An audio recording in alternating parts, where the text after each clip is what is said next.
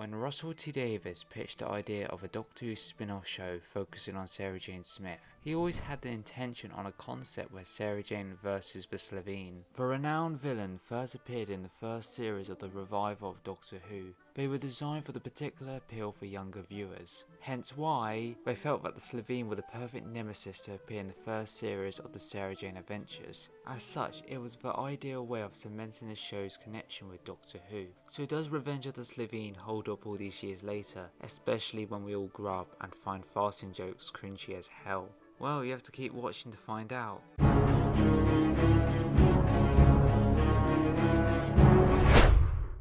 The episode opens up with Maria Jackson recapping what we learned in the previous episode, Invasion of the Bane. I think this was a great move by the writers. A minute worth of straight exposition gets the audience up to speed, because at that point in time, it's been a whacking 9 months since the pilot episode was released, and children most likely would forget all about it. Yet another thing they did amazingly with the open narration was us getting a sneak peek on what was going to happen later in the episode.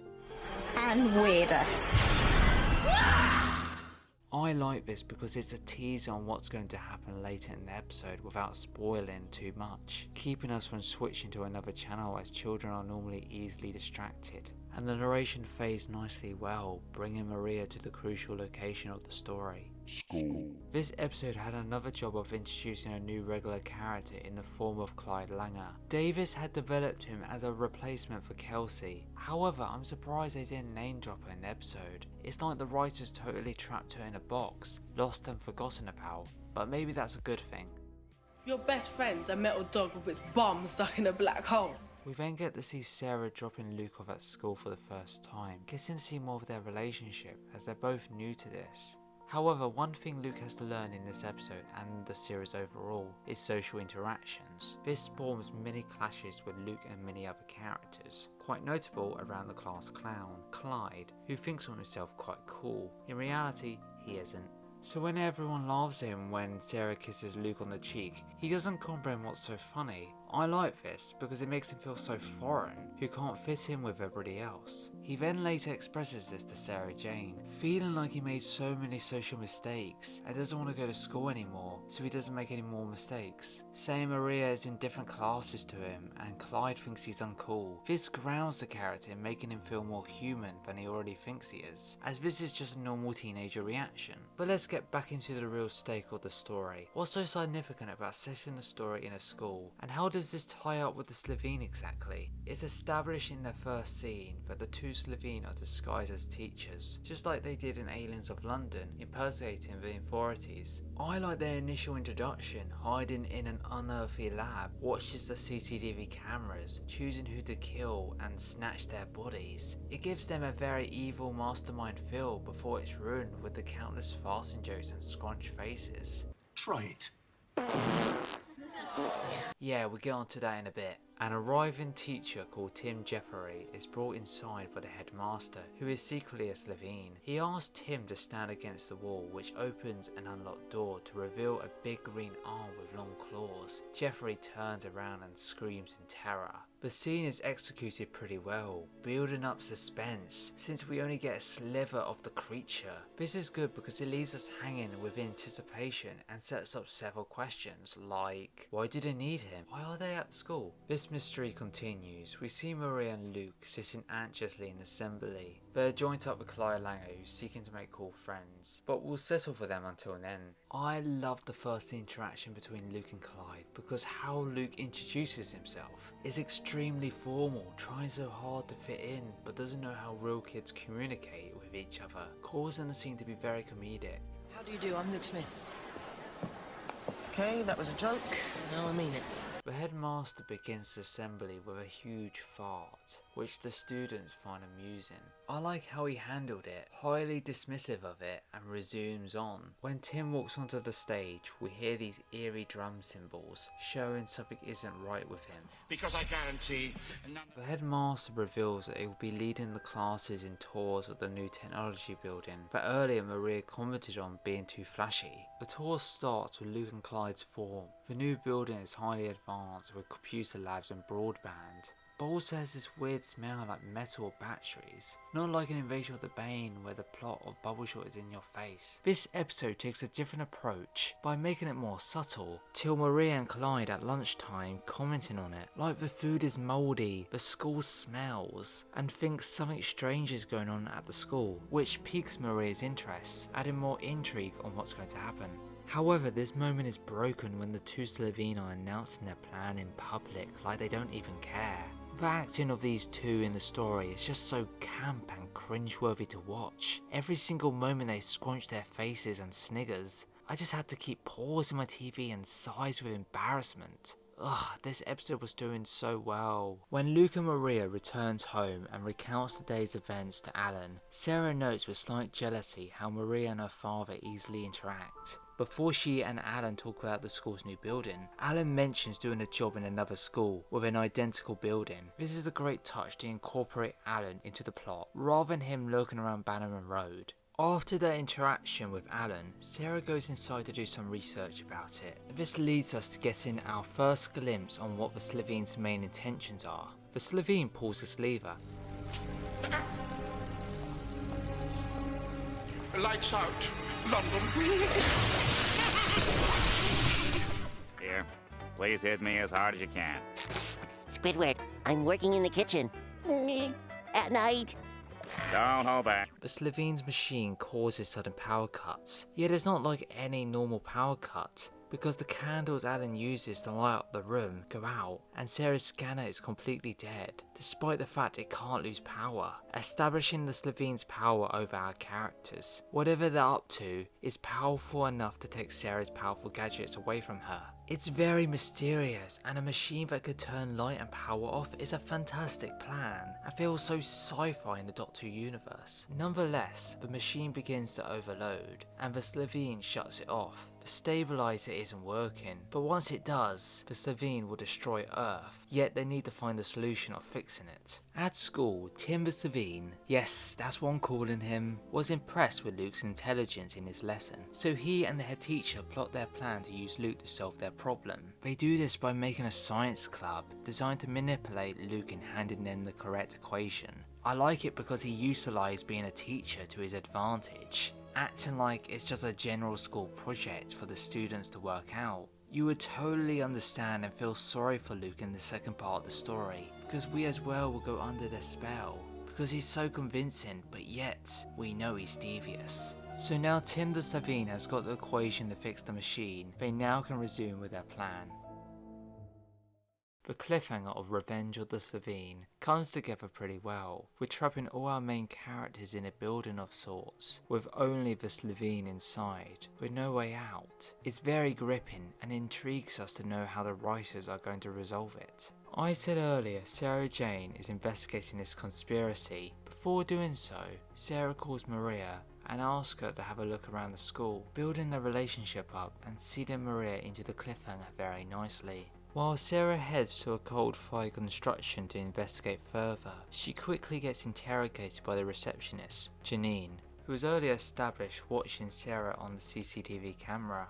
In only a short appearance, she comes across as an actual threat in the episode compared to our main antagonist, who's more cartoony than terrifying. Personally, this show is aimed at kids, so obviously Janine has to be silly, yet I think she has a perfect balance between being cheesy and being frightening. Honestly, while Janine puts on a full smile and advises Sarah to leave in a way that's completely threatening, I feel like she's an overall terrifying villain for a kids show.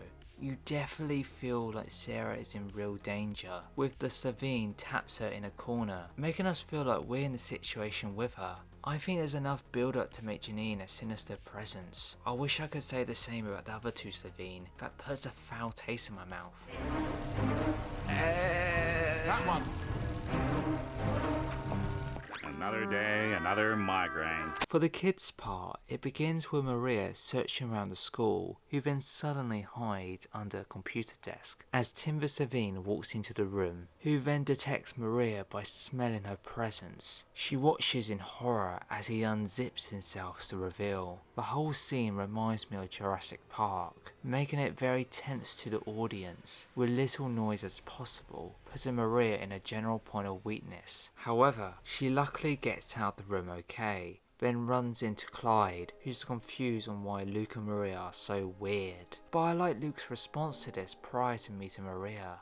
I've seen weird people. I know weird people, but you two, you're beyond weird. Go find some normal people then. They both then flee, whilst Luke discovers the secret room. Maria and Clyde are eventually saved by the boy, who was in Luke's science club earlier in the episode, who seemed to have no importance to the story. However, that isn't the case. The boy who we thought was on Maria and Clyde's side, he then locks the door, locking them inside. He is revealed to be the child of the Slitheen. Everything in the scene works together to establish a very climactic and intense atmosphere of panic and danger with a sudden twist.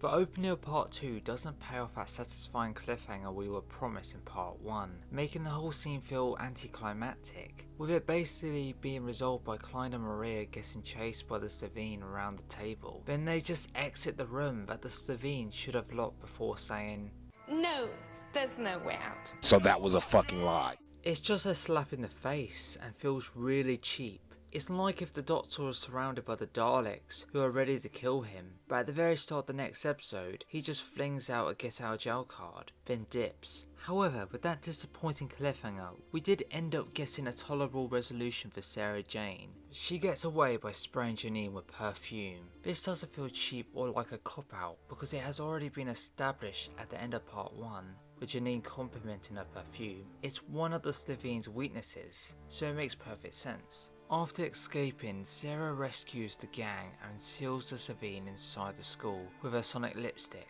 But then after that we get a fantastic bit of world building, with the Slitheen puzzled by Sarah's useful sonic device, as Earth is a level 5 planet, then later names drops to Jadoon, so the audience would recognise the name. As well, the American news reporting Doctor Who had an appearance in this episode. This is a great decision from them, because it links the two shows together, making casual fans grasp the concept of the two shows living in the same universe. Meanwhile, the group arrives back at Bannerman Road, with Clyde taking an instant interest of the situation, rather than running away. We get to see a thrill of adventure from him, who doesn't take no as an answer. However, Sarah takes an instant dislike of him because it's yet another person who knows, just like how she reacted to Maria in Invasion of the Bane. I like this because it builds conflict between them, giving Clyde more of a reason to be included and to prove her wrong, who later both have a beautiful character bonding moment, strengthening their relationship pretty well, with Sarah reflecting on her past, who warms to him because she was just like him when she was his age.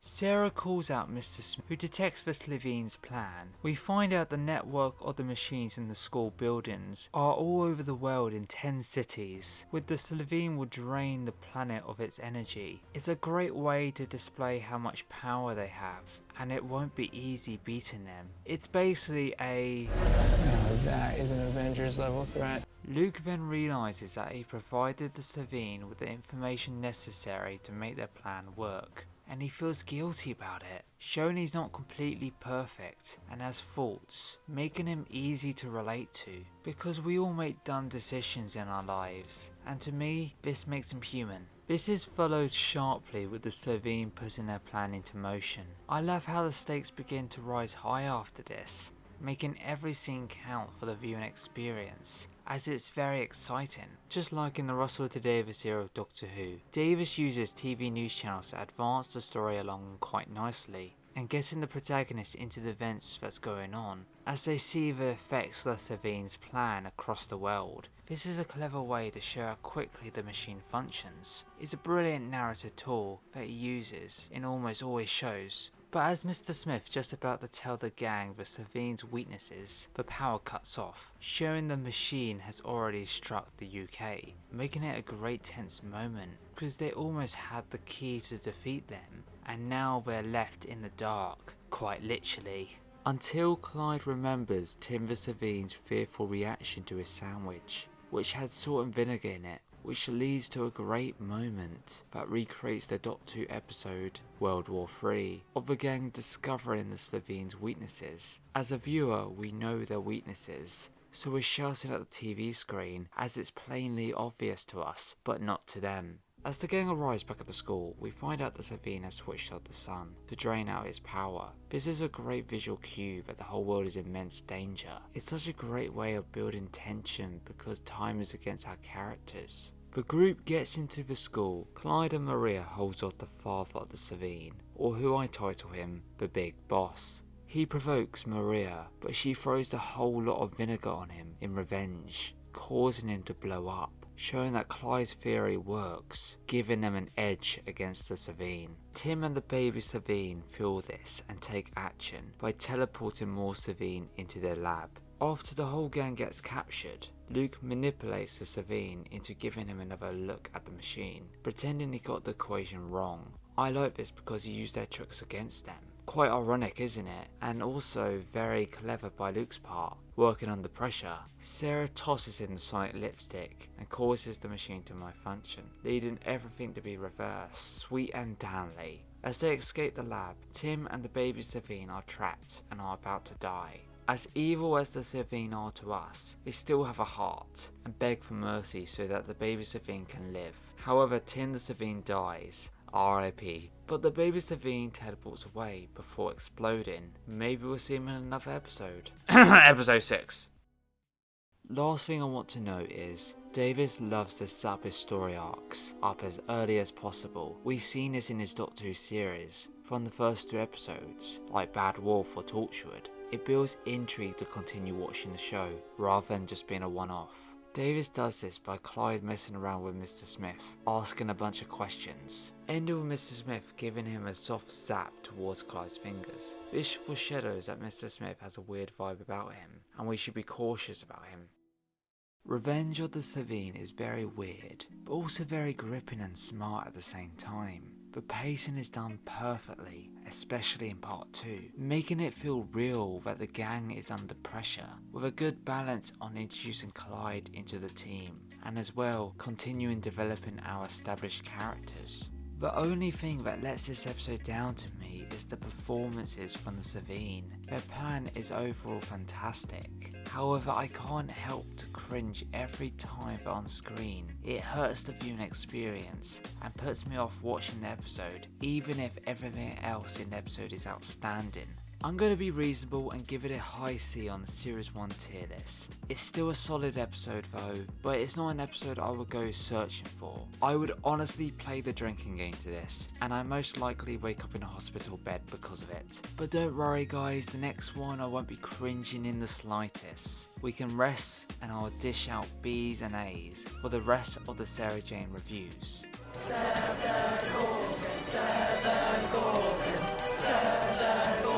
Oh, scary! Oh, shiver my timbers! Shut up, man!